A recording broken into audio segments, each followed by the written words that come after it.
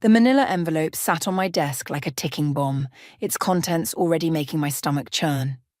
Inside was an invitation I never wanted, an internship offer from my Uncle Brendan's prestigious real estate firm, Armstrong Developments. The same uncle who'd spent years reminding me that environmental science was a waste of potential. I'm Lexi. And at 24, I thought I'd finally escaped my family's suffocating expectations. But here I was, staring at an opportunity that felt more like a trap. "Honey, you need to call him back," my mum said from the doorway, arms crossed. "This is the kind of chance most people would kill for." "Most people haven't heard him call their dreams hippie nonsense at every family dinner for the past 4 years," I replied, but picked up my phone anyway. The screen displayed 3 missed calls from him already. Before I could dial, it rang. Speak of the devil. "Lexi! Finally!" Brendan's voice boomed through the speaker. "Did you get my offer?" "I did, thanks, but..." "Excellent. You start Monday, 9 a.m. sharp. My assistant Willow will show you around." He paused, his tone shifting to that condescending sweetness I knew too well. "This is me giving you a real chance, sweetheart. Time to put aside those tree-hugging fantasies and learn how the real world works." My fingers tightened around the phone. "Actually, Uncle Brendan, Monday, 9 a.m., don't be late." The line went dead. Mum was still watching me, her expression softening. "Just give it a try, Lex. What's the worst that could happen?" Monday morning arrived with cruel efficiency. I stood in the lobby of Armstrong Tower, tugging at my blazer sleeves, feeling like an imposter in my bargain rack business wear. "You must be Lexi," a voice called out. A young woman with bright eyes and a sharp pantsuit approached. "I'm Willow. Welcome to the Lion's Den." Her smile seemed genuine, a rare sight in this chrome and glass monument to corporate success. As she led me through the security gates, I caught snippets of conversation from passing employees, all speaking in that same clipped, important tone I'd come to associate with my uncle's world. "Brendan's in meetings all morning," Willow explained, leading me to a small cubicle. "But he left strict instructions about your first assignment." She handed me a stack of files. "These need to be digitized and cross-referenced by end of day. The scanner's down the hall." She leaned in closer, lowering her voice. "Word of advice? Double-check everything. Mistakes aren't tolerated here." I nodded, already feeling overwhelmed. As Willow walked away, I noticed a locked filing cabinet behind my desk, marked with a simple label. Project Eden, confidential. The morning dragged on, filled with mind-numbing data entry and forced small talk with passing colleagues. Around lunch, Brendan finally appeared at my cubicle, his imposing frame casting a shadow over my desk. "How's our newest family recruit settling in?" he asked loudly, making sure everyone could hear. "Not too overwhelming for you, is it?" "I'm managing just fine," I replied, keeping my voice level. "Actually, I had a question about these development proposals." Now, he cut me off, patting my shoulder. "Let's not get ahead of ourselves. Master the basics first, sweetheart. We wouldn't want you in over your head." As he walked away, I heard snickers from nearby cubicles. My cheeks burned, but something else caught my attention. A notification popping up on my computer screen. An email, sent to the wrong address. Project Eden. Cleanup required at Site 7. Environmental survey results must be altered before submission. Handle with usual discretion. I quickly closed the email, heart pounding. Looking around, nobody seemed to notice my reaction. The locked filing cabinet suddenly felt like it was radiating heat behind me. My phone buzzed, a text from Mom. "How's your first day going, honey?" I stared at the screen, then at the email, then at the filing cabinet. Something wasn't right here, and for the first time, I felt grateful for my environmental science background. Maybe this internship wasn't such a bad idea after all. Just then, Willow passed by, dropping another stack of files on my desk. But I caught her expression, a knowing look that suggested she'd seen the email too. She slipped me a post-it note. "Break room 5 p.m. We need to talk." I crumpled the note and got back to work, my mind racing. I came here ready to prove myself to my family, But now I had a feeling I was about to uncover something much bigger than family drama. The locked cabinet seemed to mock me with its secrets, and I couldn't shake the feeling that Project Eden was going to change everything. The break room was empty except for Willow, who sat in the corner nursing a coffee that had probably gone cold hours ago. She didn't look up when I entered, just gestured to the chair across from her. "Close the door," she said quietly. I did, then sat down, my heart hammering against my ribs. "That email today wasn't sent to you by accident," Willow finished, finally meeting my eyes. "I redirected it to your inbox. Needed to see if you were different from the rest of your family." "Different how?" "Someone who might actually care about what's really happening here." She pulled out her phone, showing me a series of photos: pristine wetlands marked for development, endangered species habitats, protected areas. "These were all acquired by your uncle's company in the past year." My stomach dropped. "But these areas are protected by federal law. How—" "Money talks," a male voice interrupted. I spun around to see a tall guy with glasses leaning against the doorframe. Willow relaxed slightly. "It's okay. This is Corbin from IT," she said. "He's been helping me gather evidence."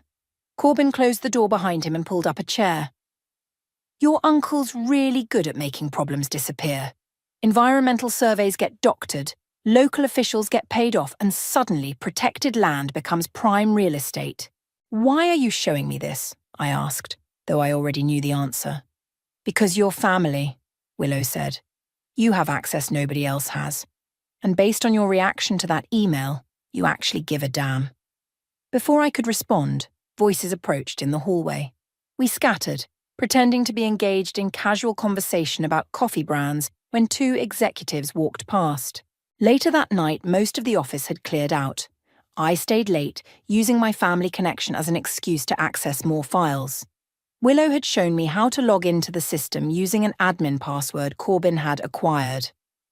The computer hummed as I dug deeper into Project Eden's files. Each document revealed more horrifying details: threatened species being relocated, water quality reports being falsified, indigenous burial grounds being quietly paved over.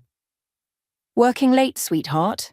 I nearly jumped out of my skin. Brendan stood in the doorway, his smile not quite reaching his eyes. "Just trying to learn the ropes," I said, quickly minimizing the windows. "You always said I needed to apply myself more." He walked over, placing a heavy hand on my shoulder. "That's what I like to hear. But don't push yourself too hard. Some things are better left to more experienced hands." As he spoke, I noticed his phone screen light up with a text. "Site 7 situation handled. No traces." "Of course, Uncle Brendan," I smiled, feeling sick. "I know my place." After he left, I texted Willow. "Need to talk. Now." We met in the parking garage, where Corbin was already waiting in his car. The engine running provided cover for our conversation. "He's destroying evidence," I said, climbing into the back seat. "I saw a message about Site 7. "Shit," Corbin muttered, typing frantically on his laptop. "That was one of our strongest leads." "We need to move faster," Willow said. "Lexi, can you get into his office? There's a safe behind his phishing photo." "I don't know the combination." "You don't need to," Corbin interrupted, passing me a small device. "This will handle it. Just need 5 minutes alone in there."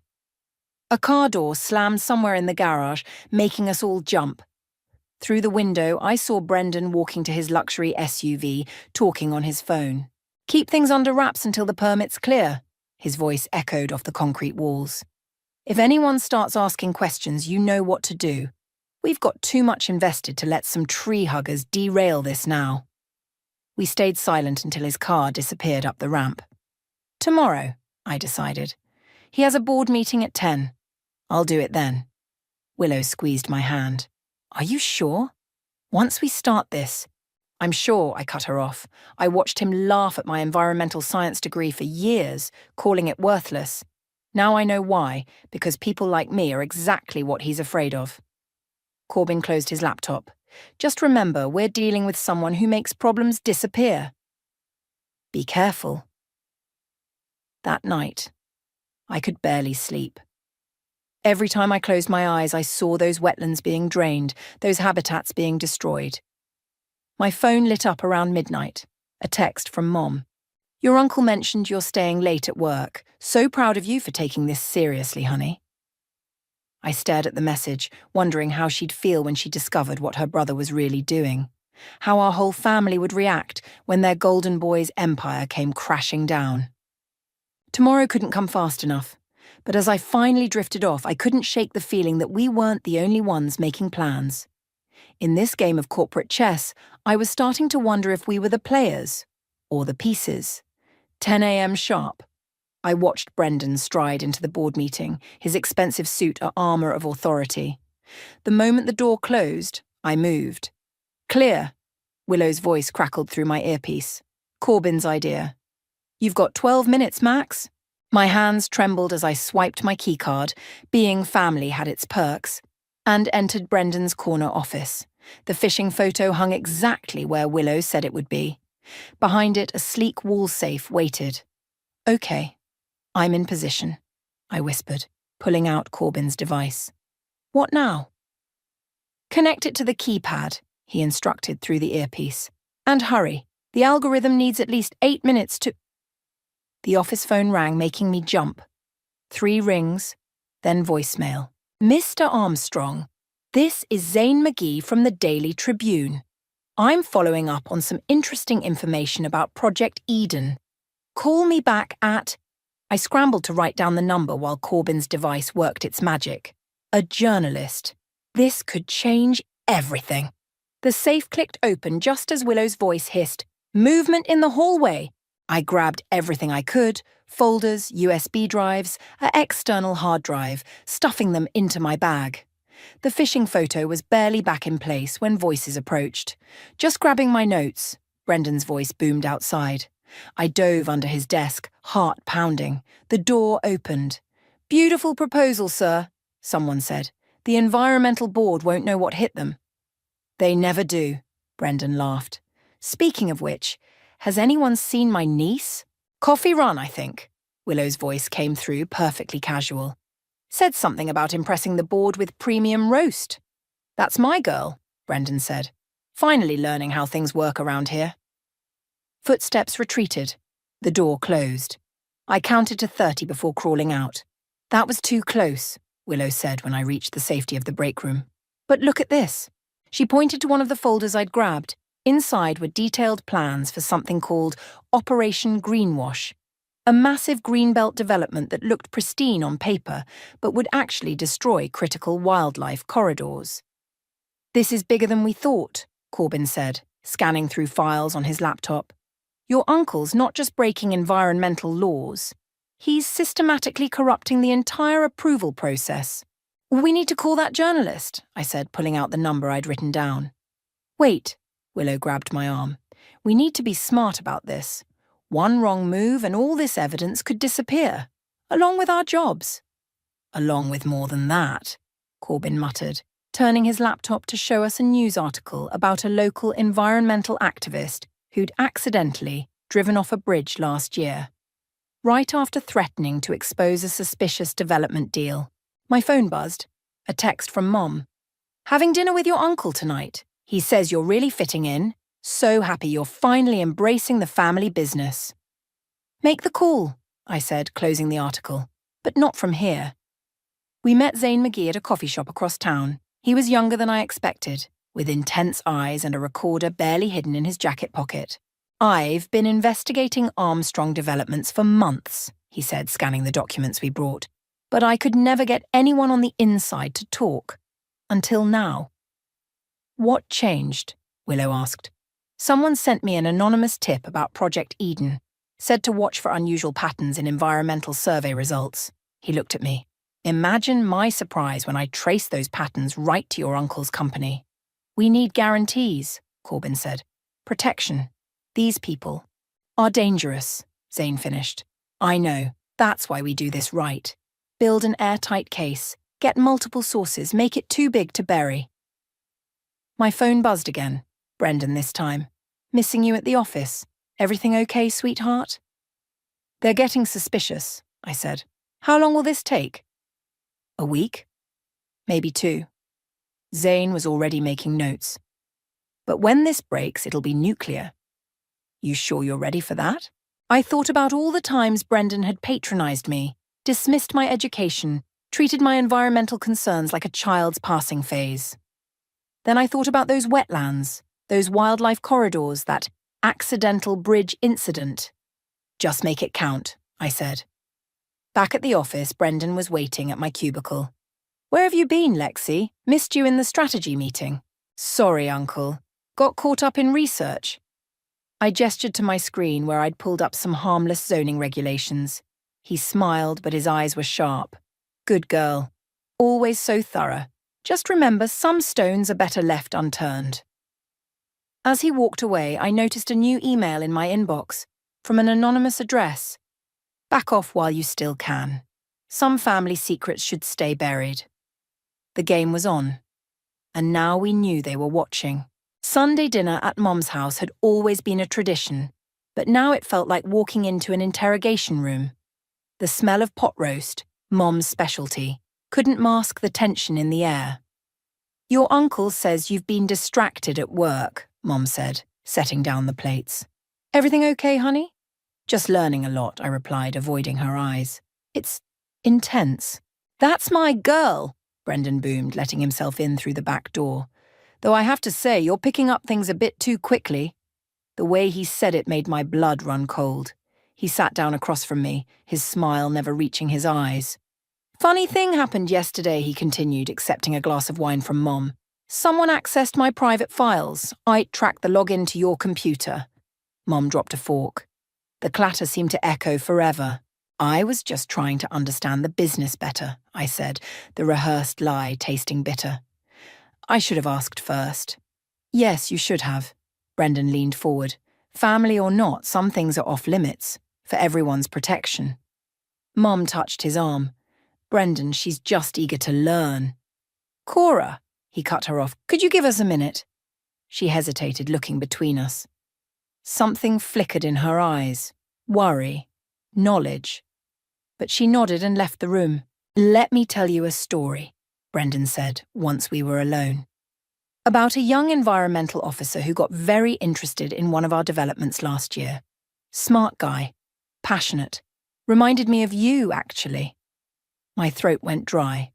The bridge accident article flashed through my mind. What happened to him? I managed to ask. Tragic accident. Should have been more careful where he was poking around. Brendan sipped his wine. I'd hate to see anything like that happen to family. The threat hung in the air like smoke. I forced myself to meet his gaze. Are you threatening me, Uncle Brendan? Threatening? No, sweetheart. Just sharing some wisdom. He stood up. Oh, and tell your friends Willow and Corbin I said hello. Such dedicated employees working late so often. He left through the back door just as Mum returned. She watched him go, then turned to me with tears in her eyes. Mum, I whispered, did you know? About what he does? She sat down heavily. Your father knew, before the divorce. He tried to expose Brendan's dealings, but... She trailed off. But what? But suddenly there was evidence of tax fraud at his company. He lost everything. Had to move across the country to start over. She grabbed my hand. Brendan made sure we were taken care of, but the message was clear. My phone buzzed. A text from Willow. Emergency, office broken into, hard drives missing. Then another from Corbin. My apartment too. They're moving fast.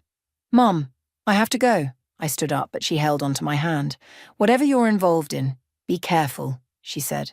Your uncle, he doesn't lose. Ever. I rushed to meet Willow and Corbin at our backup location, a 24-hour diner on the edge of town. Zane was already there, looking grim. They got to my editor, he said as soon as I sat down. Story's been killed. What about the evidence? Willow asked. Copies, Corbin said, pulling out a small drive. Hidden where they won't look, but it's not enough anymore. We need something bigger. The environmental board meeting, I said suddenly. Next week. Brendan's presenting Project Eden for final approval. Too risky. Willow shook her head. Security will be tight. But I'll be there, I insisted. Family representative, remember? And I know something they don't. I pulled out my phone, showing them an email I'd found in the safe files. Proof that Brendan had bribed half the board. If we can expose this during the meeting itself, Zane started. They can't bury it, Corbin finished. Not with all those witnesses. They'll know it was us, Willow warned. My phone buzzed again. A photo from an unknown number, surveillance shots of all of us, taken through the diner window right now. Below it a message. Last warning, walk away. I showed them the phone, watched their faces pale. I'm in if you are, Zane said finally. Willow squeezed my hand. Corbin nodded. Then we've got 1 week to plan, I said, thinking of Mum's tears, of Dad's ruined life, of that environmental officer who asked too many questions. And one chance to get it right. Outside, a black SUV idled in the parking lot. Watching, waiting. The game had changed. This wasn't just about exposing corruption anymore. This was survival. The conference room buzzed with nervous energy as Brendan did a dry run of his Project Eden presentation. I sat in the back, pretending to take notes while actually recording everything on the modified phone Corbin had given me. And this green corridor, Brendan gestured to the screen, will provide a natural sanctuary for local wildlife.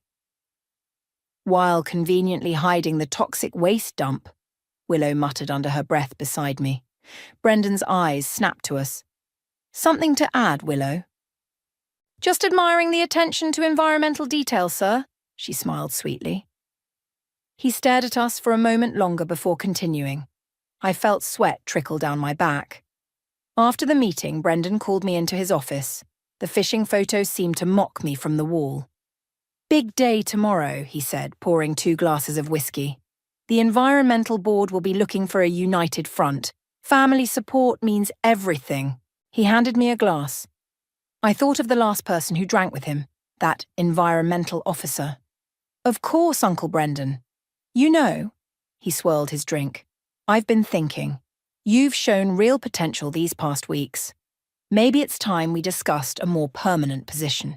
Executive level. My hand froze halfway to my mouth. What? Your family. Despite our differences, you belong here. He leaned forward.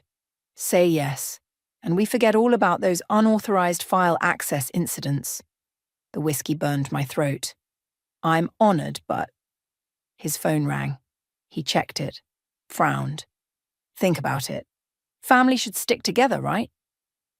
I escaped to the bathroom, hands shaking as I texted our group chat. Emergency meeting. Now. We gathered at a new location, the public library's study room. Safer than the diner.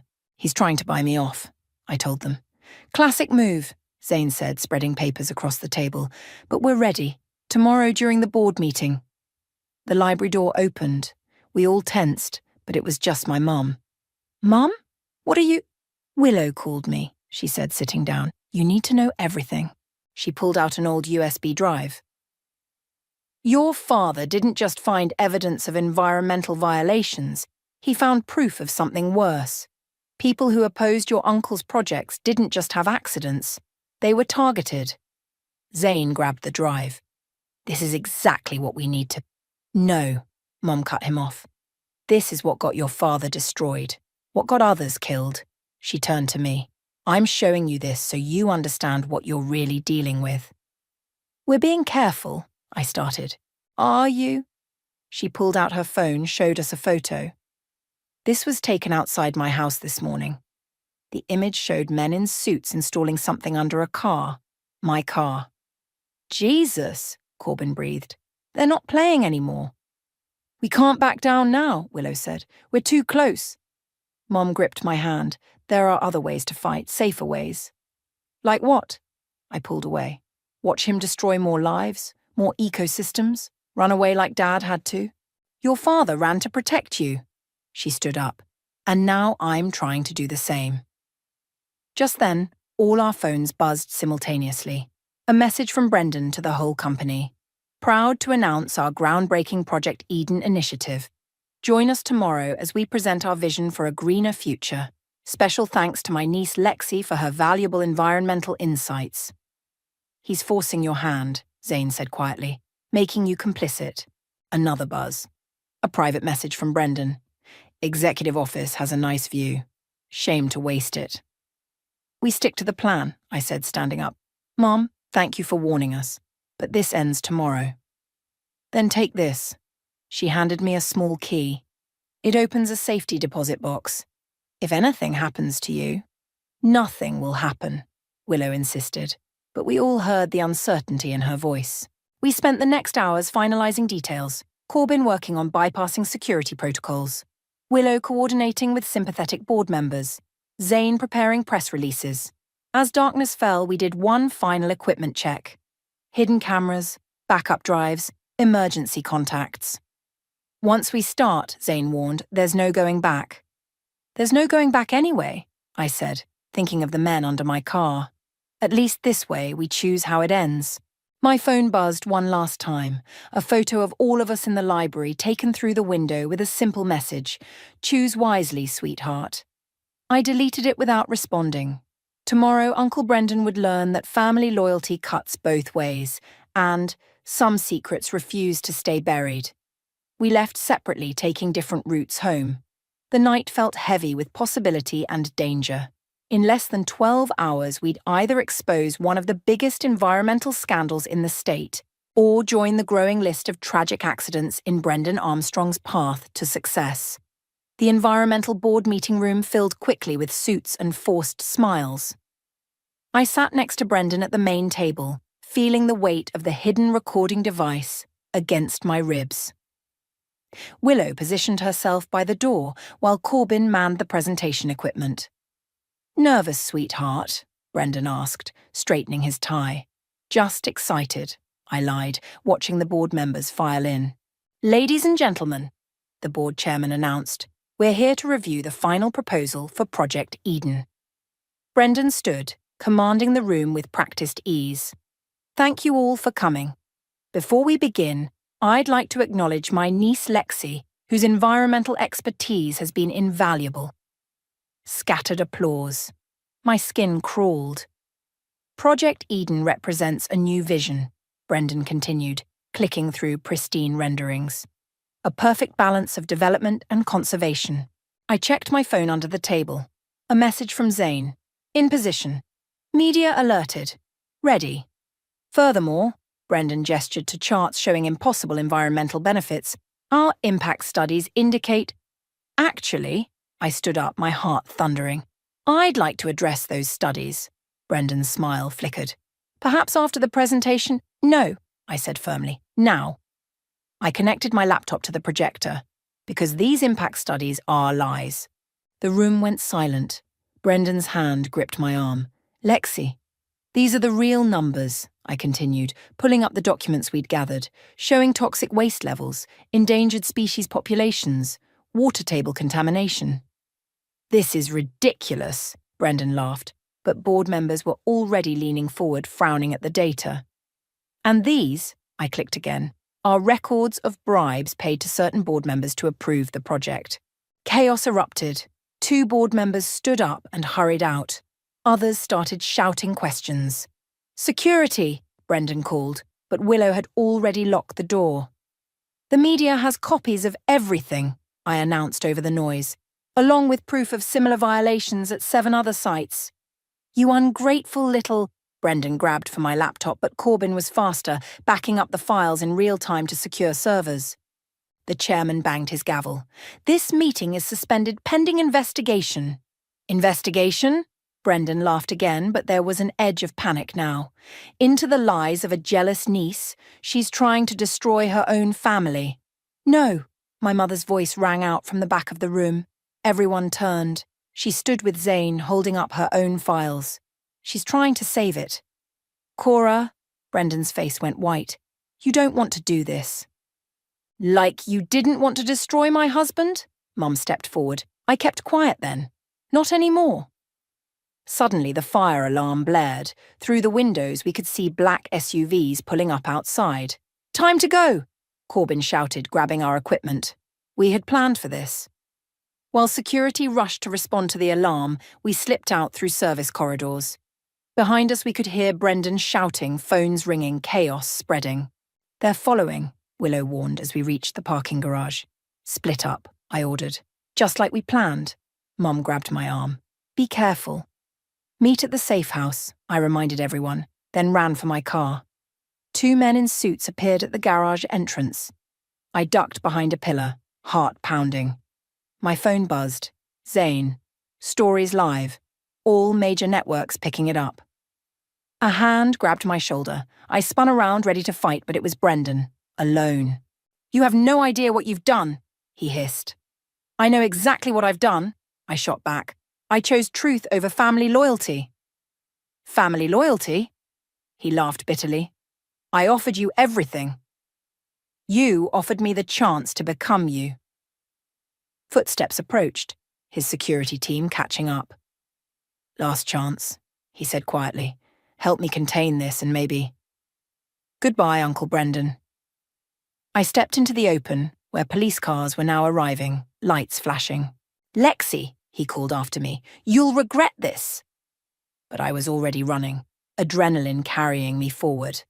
My phone kept buzzing, messages from the team confirming they were safe, news alerts about the breaking scandal, missed calls from family members. I reached my car, remembering Mom's warning about the men working under it. Instead, I ran to the street and hailed a cab. "Where to?" the driver asked. I checked my phone one last time.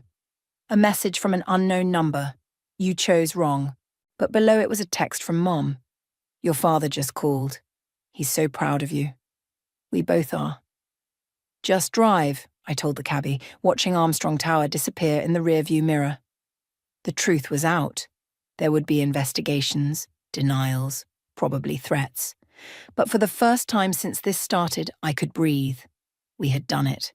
Now we just had to survive what came next. My phone buzzed again. Zane. "Turn on the news. It's everywhere." I smiled, thinking of Brendan watching his empire crumble in real time. Sometimes the best revenge isn't just exposing the truth. It's making them watch while you do it.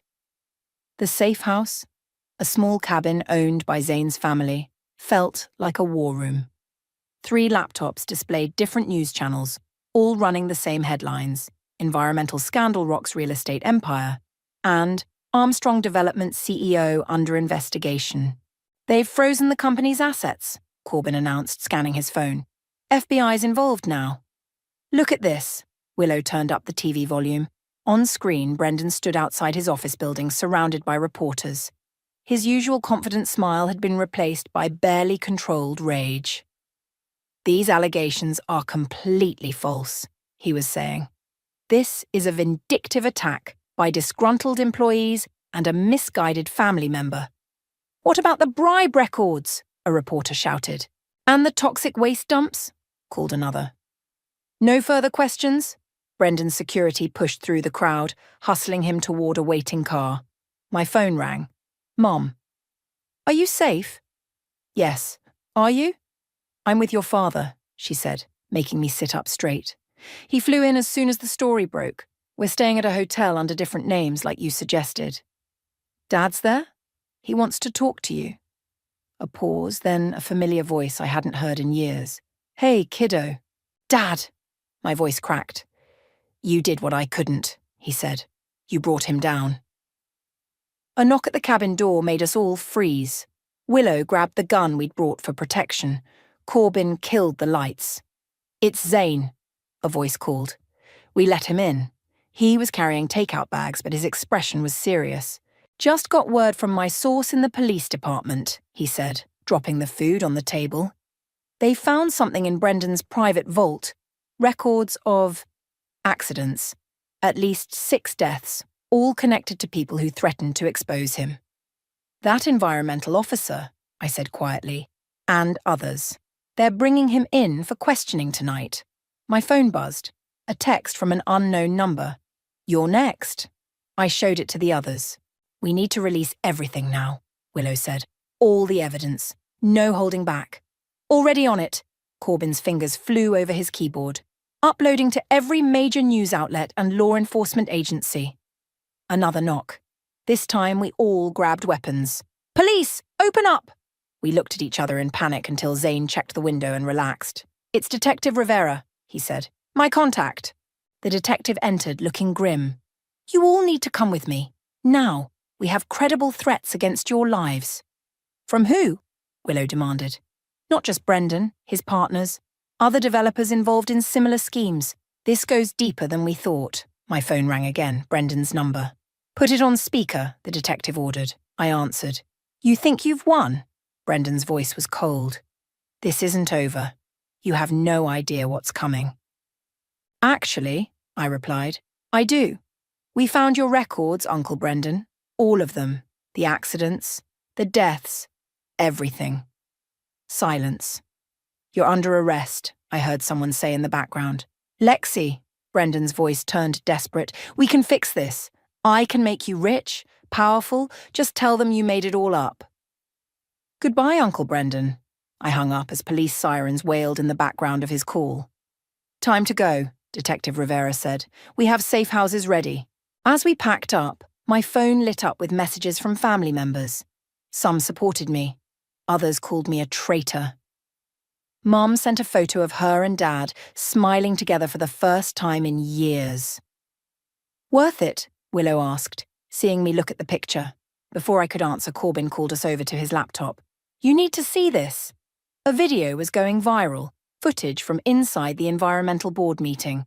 Someone had recorded my confrontation with Brendan. The comments were overwhelming. Finally, someone stood up to these corporations. "This is what real courage looks like." She sacrificed everything to expose the truth. "They're calling you a hero," Zane said. "I'm not," I started. "Breaking news," the TV interrupted. Armstrong Development CEO Brendan Armstrong arrested on multiple charges, including conspiracy to commit murder. We watched as they led him out in handcuffs, his empire crumbling in real time. "Ms. Jackson," Detective Rivera touched my arm, "we really need to move." As we left the cabin, I took one last look at my phone. A final message from Brendan had come through. "You'll never be safe." But below it was a text from Dad. "You did the right thing, and this time we fight back together." I turned off my phone. Whatever came next, we'd face it as a family. My real family. Not the one built on lies and corruption, but the one forged in truth and courage. The detectives' cars waited outside, ready to take us to safety. Behind us, the sun set on Armstrong Tower, its shadows no longer quite so threatening.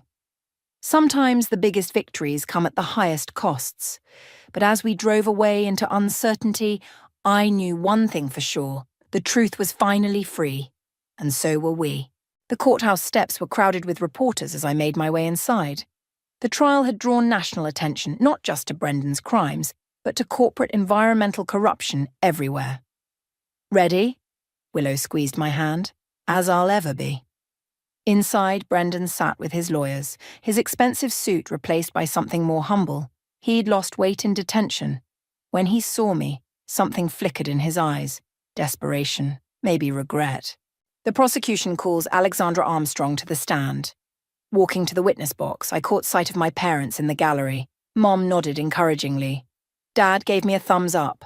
"Ms. Armstrong," the prosecutor began, "please tell us about Project Eden." I took a deep breath. Project Eden wasn't just about illegal development. It was about silencing anyone who got in the way. Over the next hour, I laid it all out. The bribes, the falsified environmental reports, the orchestrated accidents. With each revelation, Brendan seemed to shrink further into himself. During cross-examination, his lawyer tried to paint me as a vindictive niece seeking revenge. "Isn't it true you were jealous of your uncle's success?" "No," I said firmly. I was horrified by how he achieved it. "And these alleged threats against whistleblowers?" "Alleged?" I interrupted, pulling out my phone. "I still have the messages. You're next." "Choose wisely." "Would you like to see them?" The lawyer faltered. In the gallery, Corbin gave me a subtle thumbs up. He'd made sure those messages were traceable directly to Brendan's phone. During a recess, Brendan approached me in the hallway. His security ankle bracelet blinked steadily. "Can we talk?" he asked quietly. Willow started to intervene, but I waved her off. Make it quick. I underestimated you, he said. All these years, I thought you were just playing at being an environmentalist, but you were stronger than any of us. Is this an apology? It's an offer. He glanced around. I still have connections, resources. Help me reduce these charges and we can rebuild together. Do things right this time. I studied him. This man I'd once admired, once feared. Now he just seemed small. You still don't get it, I said. This was never about money or power. It was about doing what's right. Lexi, goodbye, Uncle Brendan. For good this time. The verdict came down hard, guilty on all counts. As they led him away, Brendan turned to me one last time. I'm sorry, he said, and for once he sounded sincere. Outside, reporters swarmed us. What's next for Armstrong Developments? Will you take over the company? How does it feel to bring down your own uncle? Zane pushed through the crowd. Actually, we have an announcement about that. I stepped up to the microphones. Armstrong Developments is being restructured. All assets will be liquidated to create an environmental restoration fund, focusing on repairing the damage done to protected lands. And who will run this fund? A board of environmental scientists and community leaders, I said, including some faces you might recognize.